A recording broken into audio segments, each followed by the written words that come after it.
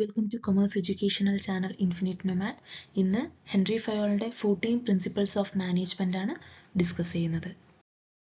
First one, division of work. ഇവിടെ എന്താ പറയുന്നത്, ഒരു വർക്കിനെ ചെറിയ ടാസ്കുകളായിട്ട് ഡിവൈഡ് ചെയ്യുക. സോ ഇങ്ങനെ ചെയ്യുന്നതിലൂടെ ഒരു സ്പെഷ്യലൈസേഷൻ ഉണ്ടാവും, അത് വർക്കിൻ്റെ എഫിഷ്യൻസി ഇമ്പ്രൂവ് ആക്കാൻ ഹെൽപ്പ് ചെയ്യുമെന്നാണ് പറയുന്നത്. ജസ്റ്റ് ഒരു എക്സാമ്പിൾ എടുത്തോളൂ. ഒരു ഹോസ്പിറ്റലിൽ ഇവിടെ ഒരു ഡോക്ടർ സർജറി ഹാൻഡിൽ ചെയ്യും, വേറൊരു ഡോക്ടർ ആയിരിക്കും ഡയഗ്നോസിസ്. സോ ഇങ്ങനെ സ്പെഷ്യലിസ്റ്റ് ഡോക്ടേഴ്സ് ഉണ്ടാവുമ്പോൾ ആ വർക്ക് കുറച്ചുകൂടെ എഫിഷ്യൻ്റ് ആയിട്ട് ചെയ്യാൻ പറ്റും അല്ലേ. സോ ഇതാണ് division of work. Next one, authority and responsibility. Authority and responsibility means ഇവിടെ അതോറിറ്റി എന്ന് പറയുന്നത് പവറാണ്. ഒരു മാനേജർക്ക് പവർ ഉണ്ടാവും എന്തിനു വേണ്ടിയിട്ട്, എംപ്ലോയീസിൻ്റെ അടുത്ത് ഓർഡർ ചെയ്യാനും അതുപോലെ തന്നെ ഒരു വർക്ക് കംപ്ലീറ്റ് ആക്കാനുള്ള റെസ്പോൺസിബിലിറ്റിയും ഇവിടെ ഈ ഒരു ഹയർ അതോറിറ്റിക്ക് ഉണ്ടാവും. എക്സാമ്പിൾ നോക്കോളൂ. ഈ sales manager can assign target and is responsible for achieving sales. Okay, third one discipline ആണ്. ഇവിടെ എന്താ പറയുന്നത്, employees must follow rules and respect management. അതായത് കമ്പനിയുടെ റൂൾസ് ആൻഡ് പോളിസീസ് കറക്റ്റായിട്ട് ഓരോ എംപ്ലോയീസും ഫോളോ ചെയ്തിരിക്കണം. Coming to office on time and following company policies, ഇതാണ് discipline. Fourth one, unity of command. ഇവിടെ എന്താ പറയുന്നത്, one employees should receive order from only one boss. ഒരു ബോസിൽ നിന്നും മാത്രം ഒരു എംപ്ലോയി ഇൻസ്ട്രക്ഷൻ സ്വീകരിക്കുക. ഇപ്പോൾ ഒന്നിൽ കൂടുതൽ മാനേജേഴ്സിൽ നിന്നൊക്കെ ഇങ്ങനെ ഇൻസ്ട്രക്ഷൻസ് എംപ്ലോയീസിനെ കേൾക്കേണ്ട വരുന്ന ടൈം ഒരുപാട് അവിടെ കൺഫ്യൂഷൻ ഉണ്ടാക്കും. അതുപോലെ തന്നെ അത് വർക്കിനെ ബാധിക്കും അല്ലേ. സോ ഇതാണ് യൂണിറ്റി ഓഫ് കമാൻഡ്. ഒരു ബോസിൽ നിന്ന് മാത്രം ഇൻസ്ട്രക്ഷൻസ് സ്വീകരിക്കുക ഒരു employee. Next one, unity of direction. One plan for one goal. All marketing activities should follow one common marketing plan. ഇവിടെ പറയുന്നത് നമ്മൾക്ക് ഒരു ഗോൾ സെറ്റ് ചെയ്യുമ്പോൾ അതിനുവേണ്ടി ഒരു പ്ലാൻ മാത്രം സെറ്റ് ചെയ്യുക. മൾട്ടിപ്പിൾ പ്ലാൻസ് സെറ്റ് ചെയ്യുമ്പോൾ അത് വർക്കിനെ ബാധിക്കും, അതുപോലെ തന്നെ ആ ഗോൾ അച്ചീവ് ചെയ്യുന്നതിനെയും ഈ മൾട്ടിപ്പിൾ പ്ലാൻസ് ബാധിക്കും. So one plan for one goal, ഇത് നമ്മൾ ഫോളോ ചെയ്യേണ്ട ഒരു കാര്യമാണ്. Next one, subordination of individual interest to general interest. ഇവിടെ എന്താ പറയുന്നത്, കമ്പനിയുടെ ഇൻട്രസ്റ്റ് പേഴ്സണൽ ഇൻട്രസ്റ്റിനേക്കാളും ഇമ്പോർട്ടൻ്റ് ആയിരിക്കണം ഒരു എംപ്ലോയിനെ സംബന്ധിച്ചിടത്തോളം. So an employee should not misuse company time for personal work. Seventh one, remuneration. Employees should get fair salary for their work. So ഇവിടെ ഓരോ എംപ്ലോയീസിനും അവർ എത്ര വർക്ക് ചെയ്യുന്നു അതിനനുസരിച്ചിട്ട് ഫെയർ ആയിട്ടുള്ള സാലറി അവർക്ക് കൊടുക്കേണ്ടതുണ്ട്. അതാണ് ഈ പ്രിൻസിപ്പൾ മെൻഷൻ ചെയ്യുന്നത്. Providing incentives for achieving target. സാലറിയുടെ കാര്യത്തിൽ എംപ്ലോയീസിനെ അൺഫെയർ ആയിട്ട് ട്രീറ്റ് ചെയ്യുകയാണെങ്കിൽ ആ വർക്കേഴ്സിന് കൂടുതൽ വർക്ക് ചെയ്യാനുള്ള ഒരു ഇൻട്രസ്റ്റ് ഇല്ലാതെയാവും. സോ നമ്മൾ ഈ റെമ്യൂണറേഷൻ എന്ന പ്രിൻസിപ്പൾ കറക്റ്റായിട്ട് ഫോളോ ചെയ്യേണ്ടതുണ്ട്. Next one, centralisation. Decision making power should be balanced between top management and lower level management.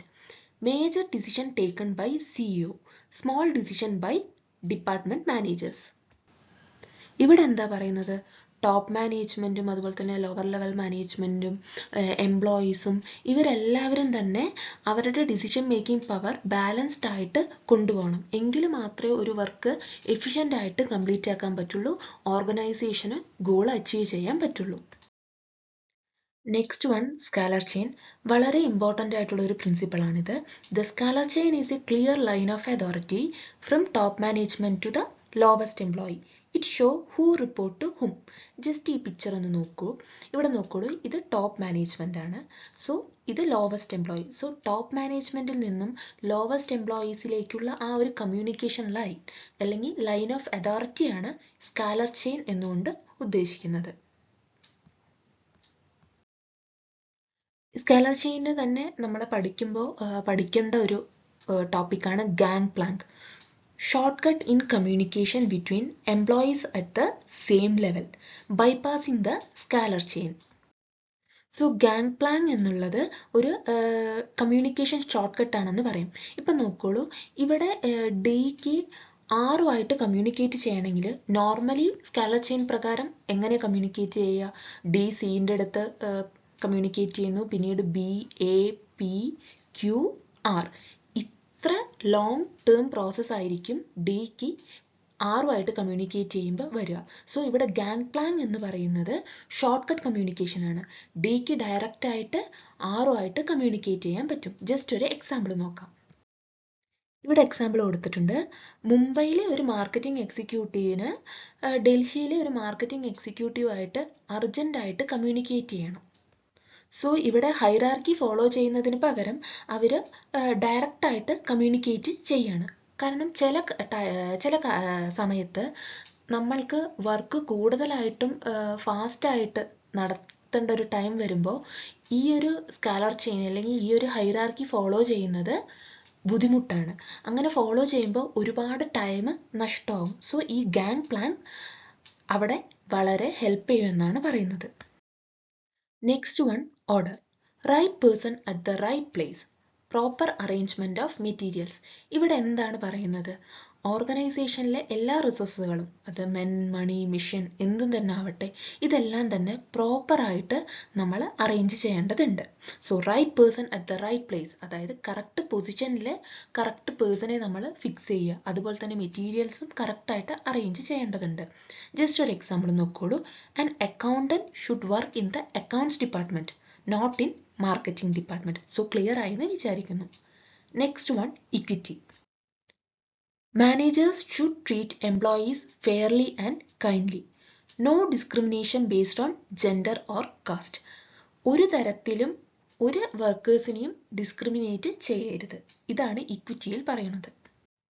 Next one, stability. Employees should have job security. Frequent transfer reduce efficiency. ഇവിടെ എന്താ പറയുന്നത്? Stability എന്നുള്ളത് വളരെ അത്യാവശ്യമുള്ള ഒരു കാര്യമാണ്. എംപ്ലോയീസിനെല്ലാം തന്നെ ഒരു ജോബ് സെക്യൂരിറ്റി ആവശ്യമാണ്. അതുപോലെ തന്നെ അവരെ ഇങ്ങനെ ഫ്രീക്വന്റ് ആയിട്ട് ട്രാൻസ്ഫർ ചെയ്യുമ്പോൾ അത് വർക്കിന്റെ എഫിഷ്യൻസിനെ കൂടെ ബാധിക്കും, അല്ലേ? സോ സ്റ്റെബിലിറ്റി എന്നുള്ളത് വളരെ അത്യാവശ്യമാണ്. നെക്സ്റ്റ് പ്രിൻസിപ്പിൾ ആണ് ഇനീഷ്യേറ്റീവ്. ഇവിടെ എന്താ പറയുന്നത്? Employees should be encouraged to give new ideas. ഇന്ന് ഒട്ടുമിക്ക എല്ലാ കമ്പനീസും ഫോളോ ചെയ്യുന്ന ഒന്നാണ് ഈ പ്രിൻസിപ്പിൾ. ഇവിടെ എന്താ പറയുന്നത്? ഓർഗനൈസേഷൻ്റെ ഗോൾ അച്ചീവ് ചെയ്യാൻ വേണ്ടി അല്ലെങ്കിൽ ഓർഗനൈസേഷൻ ഇംപ്രൂവ്മെൻറ്റിന് വേണ്ടിയിട്ട് ഓരോ എംപ്ലോയീസിനും അവരുടെ ഐഡിയാസ് പറയാൻ ഒരു സ്റ്റേജ് ഉണ്ടാക്കി കൊടുക്കുക, അവരെ എൻകറേജ് ചെയ്യുക. അതാണ് ഇനീഷ്യേറ്റീവിൽ പറയുന്നത്.